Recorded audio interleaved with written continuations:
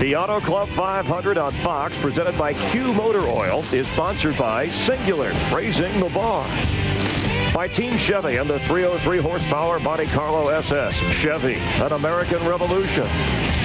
By Aaron's. Nobody beats Aaron's. Nobody. And by FedEx, proud sponsor of Denny Hamlin and the number 11 race team. FedEx, every day is a race day.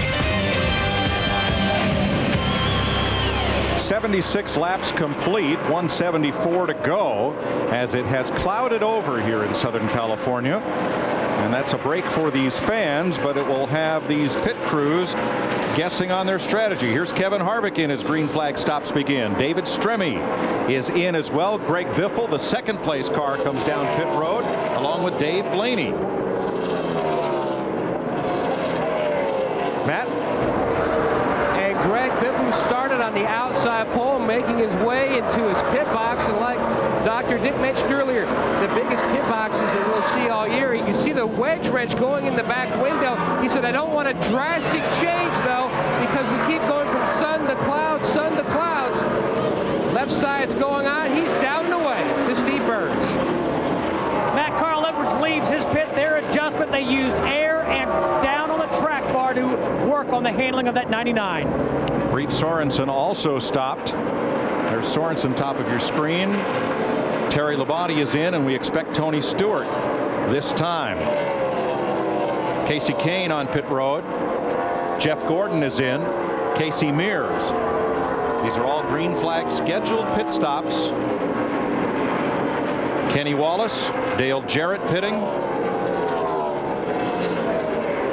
Kyle Petty is in. And Kenny Schrader. Here's Matt. Jeff Gordon just in, pulled around the 96 of Terry Labonte. Now Steve Letarte told his driver, we need to get you better, just a little better on newer tires, because we feel like we're decent on the old, making some headway. Air pressure adjustment, he's away. To Dick. Tony Stewart on his way down pit road just moments ago. He told the crew that the car was exactly the way he liked it. It's better now than it was at the start of the race. So don't expect many changes on this automobile on this pit stop. Should be a nice clean stop with 4 tires, no wrenches in the back window, 2 full cans of fuel. Stewart all by himself, nobody in front to block him in. He's all alone, and there he goes. Jeremy Mayfield in and out. Jeff Burton is in. Brian Vickers, Robbie Gordon. On the left of your screen, Denny Hamlin in the 11.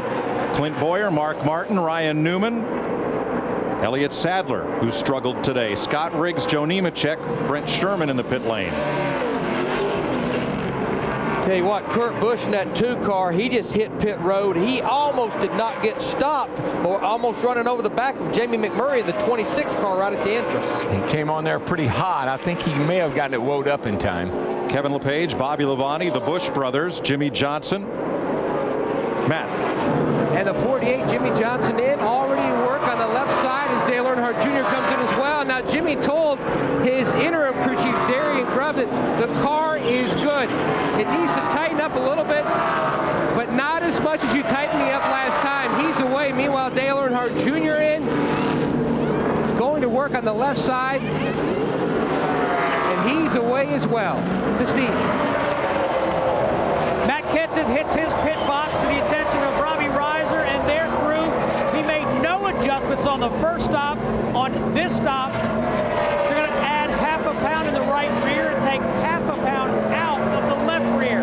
Matt Kenseth has gone all the way from 31st up into the top 5. But most importantly, Kenseth stayed out long enough to lead a lap and pick up those bonus points. And this is right there at that 45 to 50 lap window of fuel that we talked about at the top of the show. All these are routine green flag pit stops. Everyone changing 4 tires, dumping 22 gallons of fuel in the car, plus major adjustments on a lot of them. Brian Vickers will get a pass-through penalty, too fast exiting pit road. And what pass-through means, he has to come back on the pit road, maintain 55 miles per hour. He does not have to stop in his pit box, but it's just like driving all the way down pit road at the pit road speed. Either way, he's going to go a lap down, because here comes the leader now, Tony Stewart. He's at the line right now, and Vickers is not at the end of pit road, so that's going to cost him dearly. So we've completed the first green flag pit stop of the Nextel Cup season.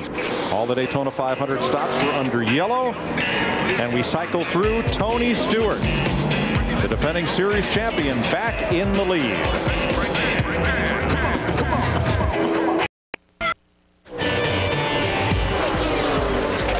Lap 86, 164 to go in California. Time for a Visa race break, and Tony Stewart, who took over on lap 61, currently your leader from the Hollywood Hotel with Jeff Hammond.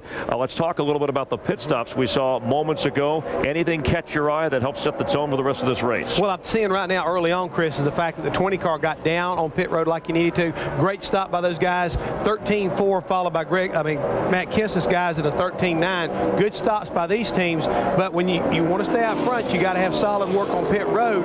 But I also had an opportunity to take a look at the 48 car, and he had a lot of problems on pit road. Jimmy Johnson, who is currently 8th, and a caution has come out as this is the pit stop. The Jackman couldn't get the car off the ground, and if you watch the gentleman changing the right rear tire changer, he does his job, and when he gets up, you talk about anger and being upset with that kind of deal. Look at there, green flag stop. He knows you can't do that and win a race. The Daytona 500 winner, now currently running 8th. Yeah, right now we've heard that the cautions for debris out on the racetrack. Yeah, I think that's what they were saying just a second ago. So this right here is going to give some of these guys that had a bad pit stop an opportunity to kind of gain back up. And for a guy like Elliott Sadler, he's probably breathing a sigh of relief.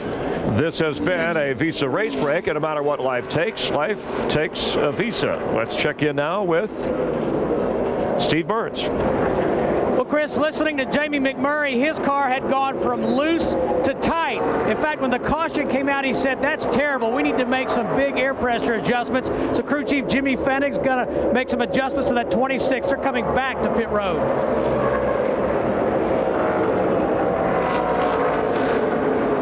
Well, Tony Stewart said his car is just a little bit on the free side, and they decided to let the crew chief, Greg Zipadelli, decide if they were going to re-pit the car or not. Zippy said, bring it on in. They're going to put 4 new tires on it, despite the fact that Tony was happy with it. Down pit road, Kurt Busch had a great pit stop last time around. 12.6. They adjusted both the air pressure and the wedge. Matty. Greg Biffle, the 16, runs in the 2nd position now. His car is on the tight side. He's hoping the sun comes back out, because we talked earlier how his car was loose and it was tight. They're battling the weather issue. They're going to make an air pressure adjustment on the stop as their guys are up on the wall. And you mentioned earlier, Mike, about the 25 Speedy. He was one of the guys on the pace lap that could not get a consistent tack reading because he said the pace car wasn't running a consistent speed. Well, that's what caught him. It looks like most of the lead lap drivers are coming in following the leader, Tony Stewart. Yeah, this early in the race, not a surprise, even though it's only been 10 laps since they were on pit road. You can see right here, Tony Stewart in the 20, Greg Biffle in the 16, Matt Kenseth in the 17, already out, and Carl Edwards in the 99. You saw Michael Waltrip come in with those leaders, and for raising the hood, he is laps down, wasn't eligible to pit, but he's got problems. And gas is done on Tony's car, a little long with the left rear, as Matt Kenseth leads the race off pit road ahead of Kurt Busch, and a long stop for Stewart, who came into the pits as the race leader. He's going to come out, I believe, outside the top 10. Well outside the top 10, yeah. Yeah, as quick as Matt Kenseth made it off pit road, it looks like that Robbie Reiser may have rolled the dice with only about 8 or 10 laps on those tires and went with just 2 right side tires. We'll find out. Good call. I don't think that's a bad call right here. Get out there, get that track position, get out front in that clean air. Well, when you started as far back as he did, and now you are up front on a call like this, I'm all for it. I think it's a great job. There it is right there. That tells the tale, but what a close call, because Michael Waltrip in the 55 was trying to get into his pit box as Kenseth was leading. Kenseth had every reason, he and Robbie Reiser there, to expect that pit stall would be empty because the car pitting in front of them was not a lead lap car. Didn't work out that way, though.